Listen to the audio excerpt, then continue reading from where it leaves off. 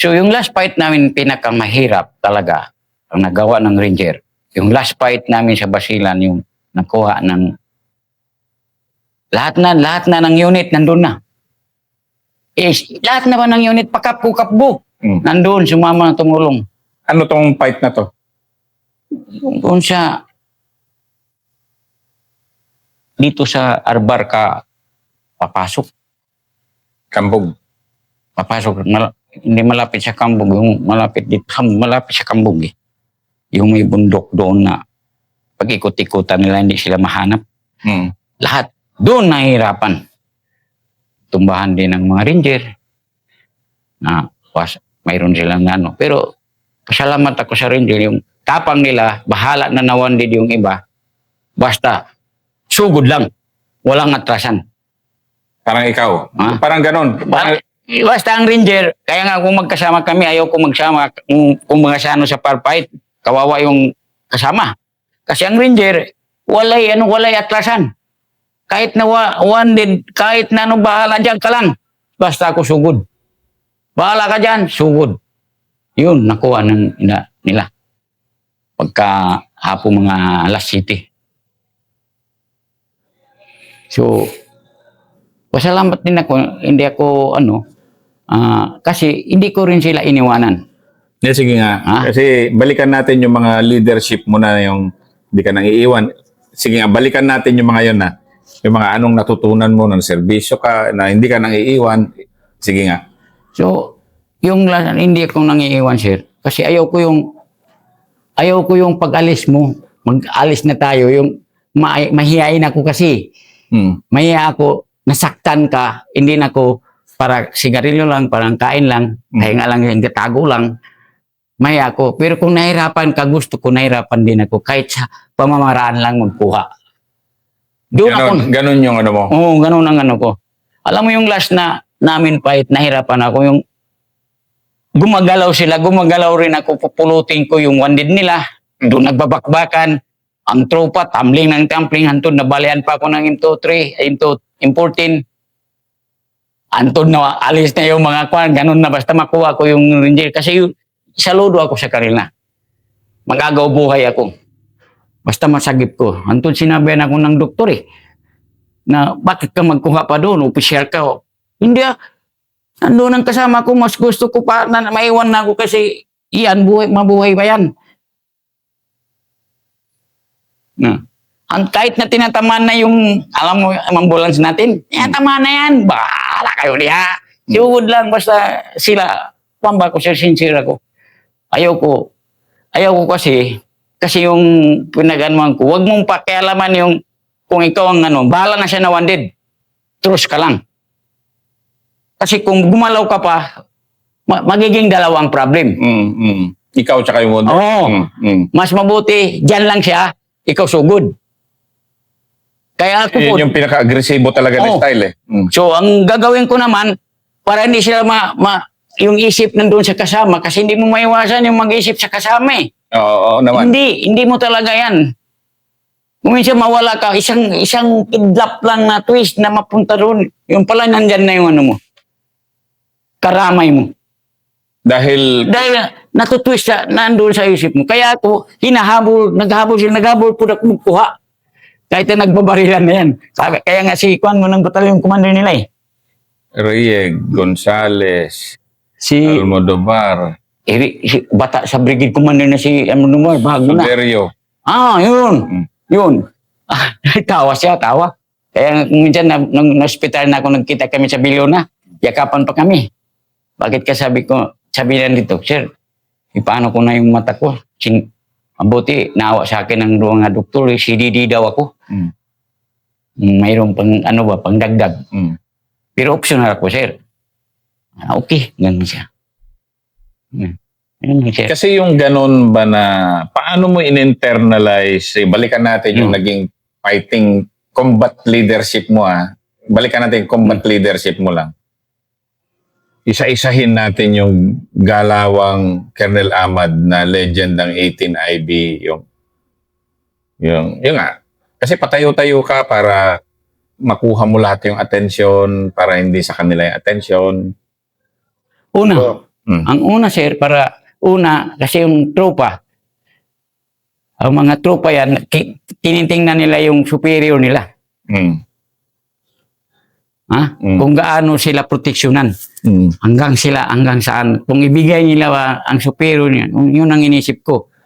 Ipakita ko sa kanila na hindi ako takot. Huwag lang kayo matakot. Diyan lang kayo. Bahala na ako takot sa isip-isip ko. Basta diyan lang kayo.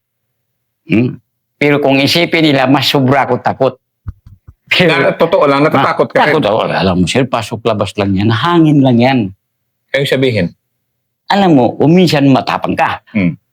Pag ano mo, takot ka. Minsan matapang na pag ka. Parang inihilin. Ito, style tausog na to. Sige. Tanong lang, sabi ko. Sige. Pag idlap ko na, parang gumalaw na tumatakbo, pakita ko ng lakas para tibayan niya. Mga ganun. Kaya ngayong di ka maniwala ang tropa, pag inano mo, mahal ka ng tropa, di ko sukat akalain na one-did na ako, na ako, inatak, hindi na sila nag-defense. Tayo na sila. Kung baka sa patayan na ito. Hindi na sila nag-cover. Step. Putok. Forward. Putok. Forward. Ganun ang ginawa nila. Hantod nakuha nila hantod diretso kampo. Na yan kasi medyo, dito natin pinapakita kasi medyo, kuminsan hindi ma-explain ng ibang nag-share ng war stories nila yung ganitong kabibigat na tapang ibang level kasi yung mga ganito. Galing lang ako doon. Galing lang ako sa ngayon. Ibang level kasi ang kailangan ng sa mga ganon na And then maraming casualties. Hindi ng Ranger ang panahon na yun. Ayun. Marami rin.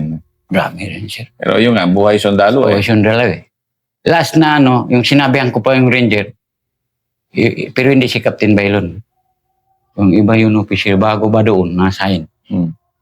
Hindi mo na, kasi minsan sila, mag-ano sila sa akin, ano ba? Yung bagong officer yun. So yung ako, nung kubukog ka pa dalos-dalos, traitor yan ng mga tao dyan.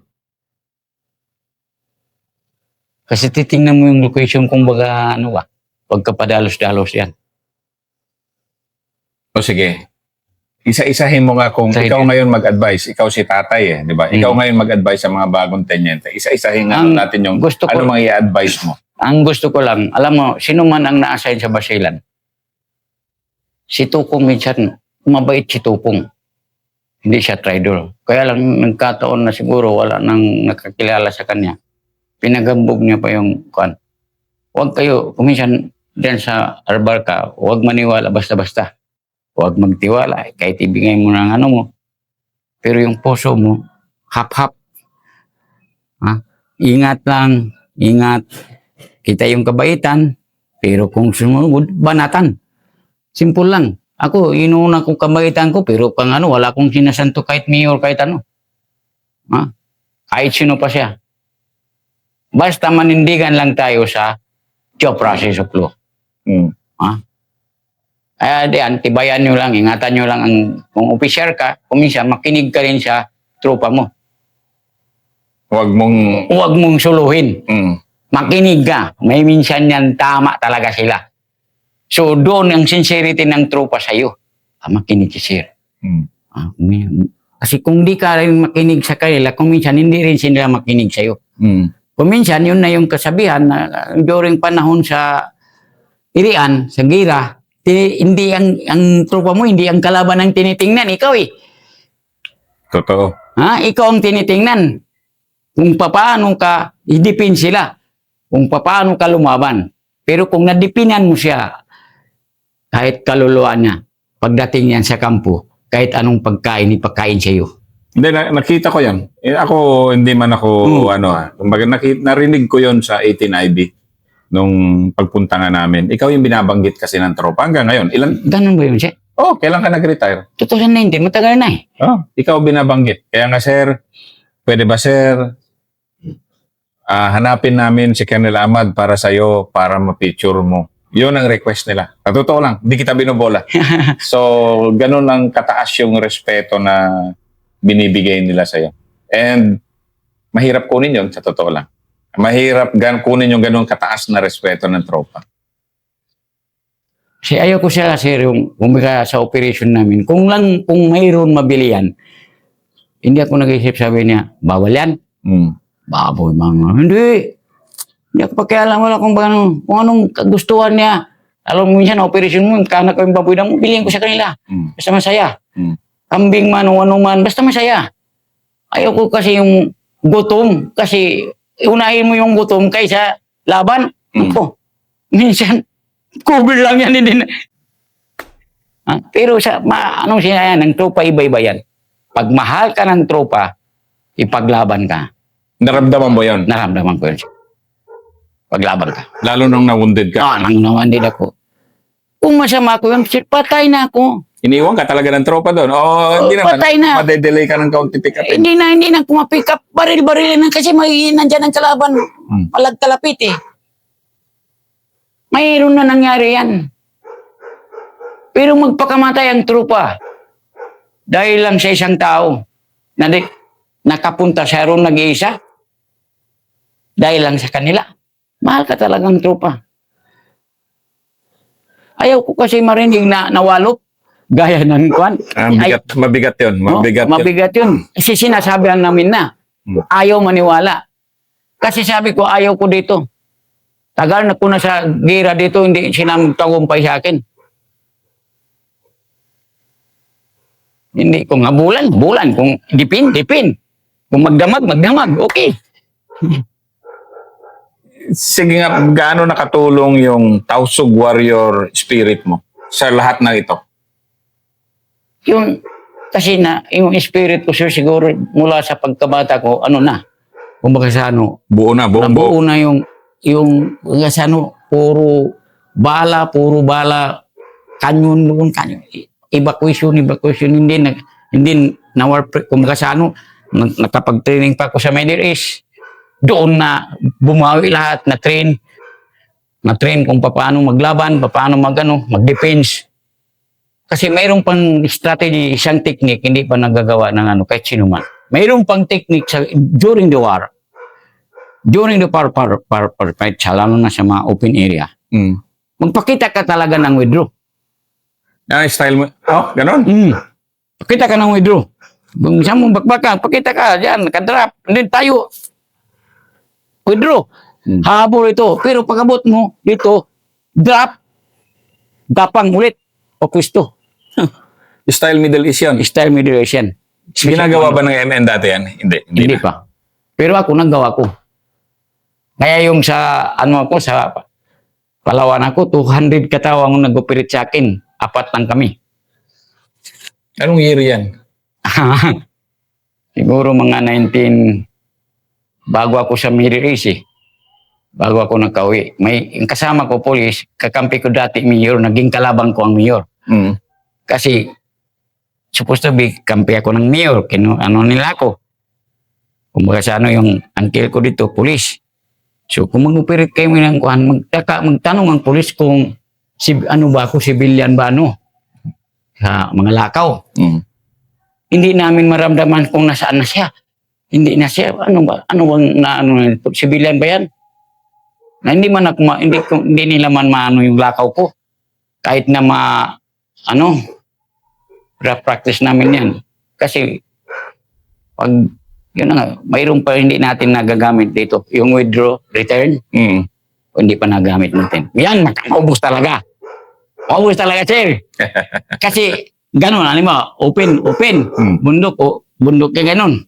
Dito ka sa kabilang bundok. Dito sa kabilang bundok, magpakita ka, tanaw man nila.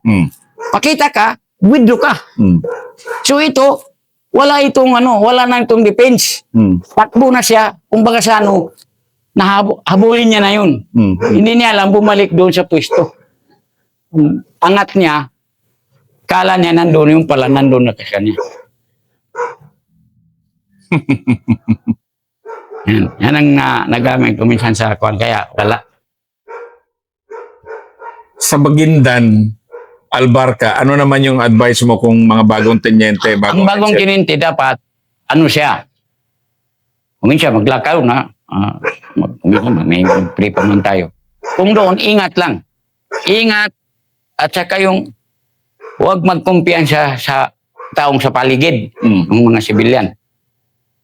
Pero huwag magpakita din ng abusive. Yeah. Lahat naman. Dapat naman. Totoo naman. Huwag magpakita. Kasi kaway-kaway lang.